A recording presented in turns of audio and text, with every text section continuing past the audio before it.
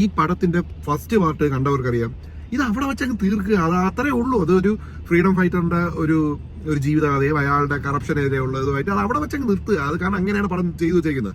അത് അതിൽ പോലും നമ്മൾ ഒരു എയർപോർട്ടിലേക്ക് ചെന്ന് കയറുന്നതും പൊട്ടിത്തെറിക്കുന്നതും ബ്ലാസ്റ്റ് ആവുന്നതും അയാൾ എങ്ങനെ രക്ഷപ്പെട്ടെന്ന് അതിൽ പറയുന്നില്ല. സത്യം പറഞ്ഞാൽ അവിടെ വെച്ച് കഥ അങ്ങ് തീർക്കുന്നതാണ് ഏറ്റവും നല്ലത്. പക്ഷെ അത് ഇപ്പൊ എടുത്തു വെച്ച് ഒരുമാതിരി നന്നായി എടുത്തു വെച്ചിട്ടുണ്ട്, പറയാതിരിക്കാൻ നിവൃത്തിയില്ല. VFX ചെയ്തവന്മാരെ എണീച്ചിന്ന് തൊഴിയണം. സത്യം പറയാമല്ലോ, വളരെ സൂപ്പർ ആയിട്ട് VFX ചെയ്തിട്ടുണ്ട്. പാൻ ഇന്ത്യ രക്ഷകനായിട്ടാണ് പുള്ളിക്കാരനെ ഇതിനകത്ത് കാണിച്ചേക്കുന്നത്. ഈ രക്ഷകൻ ക്യാരക്ടർ അത്ര എളുപ്പമല്ല എന്ന് ഈ സിനിമ കാണുമ്പോൾ പലർക്കും മനസ്സിലാവും.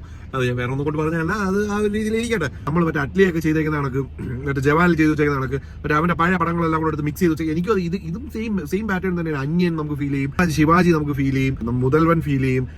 അതായത് പല പല പല ശങ്കറിന്റെ പഴയ പടങ്ങൾ തന്നെ നമുക്ക് ഒന്നുകൂടെയും നമ്മൾ എല്ലാം കൂടെ മിക്സ് ചെയ്ത് കുളമാക്കി വെച്ചേക്കുന്ന കണക്ക് നമുക്ക് ഇതിനകത്ത് നന്നായിട്ട് നമുക്ക് ഫീൽ ചെയ്യും. ചുമ്മാ പോലും ആ വഴി പോലെ നെറ്റ്ഫ്ലിക്സ്